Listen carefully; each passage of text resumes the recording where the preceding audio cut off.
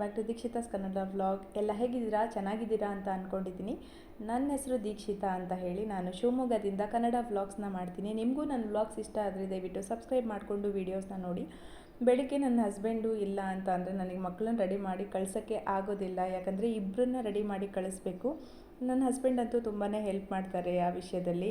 ಮನೆಯಲ್ಲಿ ಮೆಂತ್ಯ ಮುದ್ದೆ ಮಾಡೋದಕ್ಕೆ ಹಿಟ್ಟು ಕೂಡ ಖಾಲಿಯಾಗಿತ್ತು, ಗೋಧಿ ಹಿಟ್ಟು, ಜೋಳ ಹಿಟ್ಟು ಎಲ್ಲನೂ ಮಾಡಿಸ್ಬೇಕಿತ್ತು. ಅದಕ್ಕೆ ಸ್ವಲ್ಪ ಬಿಸಿಲು ಬರ್ತಿತ್ತು ಅಂತ ಹೇಳಿ ಹೋಗಿ ತಗೊಂಡು ಬಂದು ಎಲ್ಲ ಕ್ಲೀನ್ ಮಾಡಿ ಒಣಗಿಸಿ ಇಟ್ಟಿದ್ದೀನಿ. ಮತ್ತೆ ಬಿಸಿಲು ಬೇರೆ ಬರಲ್ಲ, ಶಿವಮೊಗ್ಗದಲ್ಲಿ ಮಳೆ ಬರ್ತಾನೇ ಇದೆ, ಮಳೆ ಅಂತೂ ನಿಲ್ತಾನೆ ಇಲ್ಲ, ಬಿಸಿಲು ನೋಡೋದೇ ಅಪರೂಪ ಆಗೋಗ್ಬಿಟ್ಟಿದೆ. ಅದಕ್ಕೋಸ್ಕರ ನಾವು ಏನೇ ಕಲ್ತಿಲ್ಲ ಅಂತ ಅಂದರೂ ಮದುವೆ ಮಕ್ಕಳಾದಮೇಲೆ ನಾವು ಪ್ರತಿಯೊಂದನ್ನು ಕಲಿತಾ ಹೋಗ್ತೀವಿ ಅಂತ ನನಗನ್ಸುತ್ತೆ. ನೀವೇನು ಹೇಳ್ತೀರಾ ಅಂತ ಕಮೆಂಟ್ ಸೆಕ್ಷನಲ್ಲಿ ತಿಳಿಸಿ. ಹಾಗೆ ನನ್ನ ಅಣ್ಣನ ಮದುವೆಯಲ್ಲಿ ನಾನು ಕೆಲವೊಂದಷ್ಟು ಸೀರೆಗಳು, ಬ್ಲೌಸ್ಗಳನ್ನ ಎಲ್ಲ ಪರ್ಚೇಸ್ ಮಾಡಿದರೆ ಹೋಪ್ಫುಲಿ ಅಂದರೆ ಕಡಿಮೆ ರೇಟಲ್ಲಿ, ರೀಸನಬಲ್ ರೇಟಲ್ಲಿ ಪರ್ಚೇಸ್ ಮಾಡಿದ್ದೆ ನಾನು ನೇಕಾರರ ಹತ್ರ. ನಿಮಗೂ ಕೂಡ ಹೋಪ್ಫುಲಿ ಈ ವಿಡಿಯೋ ಯೂಸ್ ಆಗ್ಬೋದು. ನಾನು ಮೊದಲನೇ ಸ್ಯಾರಿ ಇದು ತೋರಿಸ್ತಿದ್ದೀನಲ್ಲ, ಇದು ಬಂದುಬಿಟ್ಟು 5000 ರುಪೀಸ್ ಕೊಟ್ಟು ತೊಗೊಂಡಿದ್ದು. ಇದು ಸಿಲ್ಕ್ ಮಾರ್ಕ್ ಸರ್ಟಿಫೈಡ್. ಇದು ನೇಕಾರರ ಹತ್ರ ತೊಗೊಂಡ್ರೆ ನಮ್ಗೆ ಅದೊಂದು ಅಡ್ವಾಂಟೇಜ್ ಇದೆ, ಸ್ವಲ್ಪ ರೀಸನಬಲ್ ರೇಟಲ್ಲಿ. ಇದೇ ಸೀರೆ ನೀವು ಚಿಕ್ಕಪೇಟೆಯಲ್ಲಿ ಕೇಳಿದ್ರೆ 10,000 ರೇಂಜ್ ಇರುತ್ತೆ. ಇದಕ್ಕೆ ನಾನು ಯಾವುದೇ ರೀತಿ ಕುಚ್ಚನ್ನು ಹಾಕ್ಸೋಕ್ಕೆ ಹೋಗಿಲ್ಲ, ಯಾಕಂದರೆ ಅಷ್ಟೊಂದು ಟೈಮ್ ಇರಲಿಲ್ಲ ಹಾಕ್ಸೋಕ್ಕೆ. ಲಾಸ್ಟ್ ಮೊಮೆಂಟಲ್ಲಿ ಶಿವಮೊಗ್ಗದಲ್ಲಿ ತೊಗೊಬಂದು ಹಾಕ್ಸ್ಕೊಳ್ಳೋಣ ಅಂದ್ಕೊಂಡೆ. ಬ್ಲೌಸ್ ಬಂದುಬಿಟ್ಟು ಬೆಂಗಳೂರಲ್ಲಿ ಹೊಲಿಸಿದ್ದು ನಾನು. ಪ್ಲೇನ್ ಬ್ಲೌಸಿಗೆ ಈ ಥರ ವರ್ಕ್ ಮಾಡಿಸಿದ್ದೀನಿ. ಇದನ್ನು ಎಷ್ಟು ದಿನ ಇಟ್ಟು ಸ್ಟೋನ್ ಎಲ್ಲ ಹಾಕ್ಸಿದ್ರೆ ಮಾಮೂಲಿ ಹೊರಟೋಗುತ್ತೆ ಅಂತ ಹೇಳಿ 3500 ರುಪೀಸ್ ಕೊಟ್ಟು ಈ ಥರ ವರ್ಕ್ ಮಾಡಿಸ್ಕೊಂಡಿದ್ದೀನಿ. ಹಿಂದ್ಗಡೆ ಬ್ಲೌಸು ತುರುಬೆಲ್ಲ ಹಾಕಿದ್ರೂ ಬ್ಲೌಸ್ ನೀಟಾಗಿ ಕಾಣಿಸ್ಲಿ, ಹಿಂದೆ ಎಲ್ಲ ಕವರ್ ಆಗಲಿ ಅಂತ ಆ ಥರ ಡಿಸೈನ್ನ ಸೆಲೆಕ್ಟ್ ಮಾಡಿದ್ದೀನಿ. ನಿಮಗೆ ಇಷ್ಟ ಆಯಿತಾ ಅಂತ ಕಮೆಂಟ್ ಸೆಕ್ಷನಲ್ಲಿ ತಿಳಿಸಿ. ನೆಕ್ಸ್ಟ್ ಸ್ಯಾರಿ ಬಂದುಬಿಟ್ಟು ಗ್ರೀನ್ ಆ್ಯಂಡ್ ಪಿಂಕ್ ಕಾಂಬಿನೇಷನಲ್ಲಿದೆ. ಇದು ಅಷ್ಟೇ ತುಂಬ ಕಡಿಮೆ ರೇಟಲ್ಲಿ, ಬಟ್ ಇದು ಮಾತ್ರ ಲುಕ್ ಮಾತ್ರ ಸಖತ್ತಾಗಿ ಕೊಡುತ್ತೆ ಇದೊಂದು ಸೀರೆ.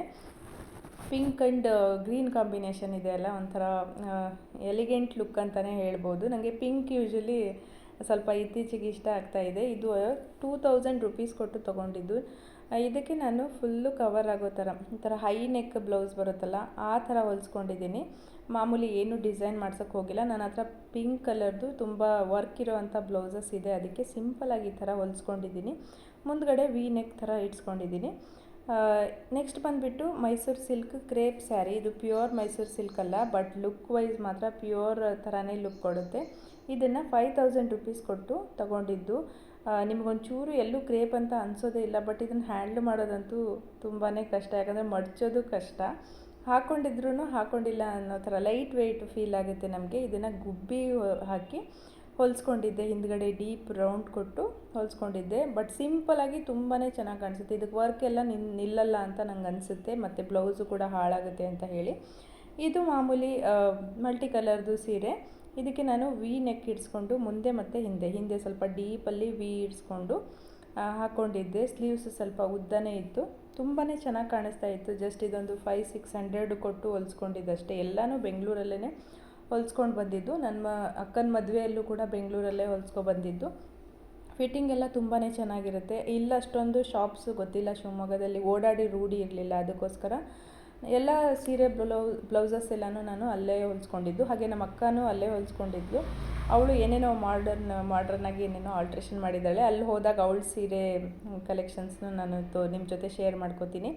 ಸೊ ಇವೆಲ್ಲ ಮಾಡೋಷ್ಟೊತ್ತಿಗೆ ಸಂಜೆ ಆಗೋಗಿತ್ತು. ಮಕ್ಕಳನ್ನ ಸಾಂಬಾರೆಲ್ಲ ಮಾಡಿ ಮಕ್ಕಳನ್ನ ಸ್ಕೂಲಿಂದ ಅಂದರೆ ಬಸ್ ಸ್ಟಾಪಿಂದ ಕರ್ಕೊಂಡು ಬಂದೆ. ಮಕ್ಕಳಿಗೆಲ್ಲ ಒಂದು ಅಭ್ಯಾಸ, ಸಂಜೆ ಬಂದ ತಕ್ಷಣ ಊಟ ಮಾಡ್ತಾರೆ ನಮ್ಮ ಮಕ್ಕಳು. ಏನೇ ಬಾಕ್ಸಲ್ಲಿ ಕೊಟ್ಟು ಕಳಿಸಿದ್ರು ಕೂಡ ಸಂಜೆ ಬಂದು ಊಟ ಮಾಡ್ತಾರೆ. ಇಲ್ಲಿ ಕಳಲೆ ಇತ್ತಲ್ಲ, ಕಳಲೆನ ನಾನು ಈ ಥರ ಬೇಯಿಸ್ಕೊಂಡಿದ್ದೀನಿ. ಕೆಲವ್ರು ನೀರಲ್ಲಿ ನೆನೆಸ್ಕೋತಾರೆ, ನಾನು ಬೇಯಿಸ್ಕೊಂಡು ಬಸ್ಕೊಂಡಿದ್ದೀನಿ. ಆನಂತರ ಇದಕ್ಕೆ ಸ್ವಲ್ಪ ಮೆಣಸಿನ್ಕಾಯಿ, ಸ್ವಲ್ಪ ಸಾಸಿವೆ, ಚೂರು ಮೆಂತ್ಯ, 1 ಚಮಚ ಸಾಸಿವೆ, ಚೂರು ಮೆಂತ್ಯ ಅಷ್ಟೇ, ಒಂದು 1/4 ಚಮಚಕ್ಕಿಂತ ಚೂರು ಜಾಸ್ತಿ ಮೆಂತ್ಯ, ಒಂದು ಸ್ವಲ್ಪ ಬ್ಯಾಡಗಿ ಮೆಣಸಿನ್ಕಾಯಿ ಎಲ್ಲನೂ ಡ್ರೈ ರೋಸ್ಟ್ ಮಾಡಿಕೊಂಡು ಪೌಡ್ರ್ ಮಾಡ್ಕೋತಾ ಇದ್ದೀನಿ. ಆಮೇಲೆ ಎಣ್ಣೆ ಬಿಸಿ ಆದಮೇಲೆ ಇದಕ್ಕೆ ಜಜ್ಜಿರೋ ಅಂತಹ ಬೆಳ್ಳುಳ್ಳಿ ಹಾಕಿ ಸ್ವಲ್ಪ ಹಿಂಗೆ ಹಾಕಿ ಮಿಕ್ಸ್ ಮಾಡ್ಕೋಬೇಕು ಅಷ್ಟೇ. ಈ ಉಪ್ಪಿನಕಾಯಿಗೆ ಕಳಲೆ ಜಸ್ಟ್ ಉಪ್ಪು ಅರಿಶಿನ ಹಾಕಿದ್ರೇ ಚೆನ್ನಾಗಿರುತ್ತೆ ಕಳಲೆ ಉಪ್ಪಿನಕಾಯಿ. ನಾನು ಒಂದ್ಸಲ ಡಿಫ್ರೆಂಟಾಗಿ ಟ್ರೈ ಮಾಡೋಣ ಅಂತ ಹೇಳಿ ಈ ಥರ ಮಾಡ್ತಾಯಿದ್ದೀನಿ ಮಾಮೂಲಿ ಪಿಕ್ಕಲ್ಲು. ಇವಾಗ ಬೇಯಿಸ್ಕೊಂಡಿರೋ ಕಳಲೆ ಅಂತಾರಲ್ಲ, ಬ್ಯಾಂಬೋ ಶೂಟ್ಸು, ಅದನ್ನು ಹಾಕಿ ಮಿಕ್ಸ್ ಮಾಡಬೇಕು. ಎಣ್ಣೆ ಫುಲ್ ಕಂಪ್ಲೀಟಾಗಿ ತಣ್ಣಗಾದ್ಮೇಲೆ ಇದನ್ನು ಹಾಕಿ ಬೇಯಿಸ್ಕೊಂಡಿರೋ ಬ್ಯಾಂಬೋ ಶೂಟ್ಸ್ನ ಹಾಕಿ ಸ್ವಲ್ಪ ಉಪ್ಪು ಹಾಕಿ ಮಿಕ್ಸ್ ಮಾಡಿಕೊಂಡು ಸ್ವಲ್ಪ ನೆನೆಯಕ್ಕೆ ಬಿಡಬೇಕು. ಬೇಯಿಸಿರ್ತೀವಿ ಮೊದಲೇ, ಬಟ್ ಅದು ನೆನಿತಾ ನೆನಿತಾ ಚೆನ್ನಾಗಿ ಪಿಕ್ಕಲ್ ಟೇಸ್ಟು ತುಂಬಾ ಚೆನ್ನಾಗಿ ಬರುತ್ತೆ.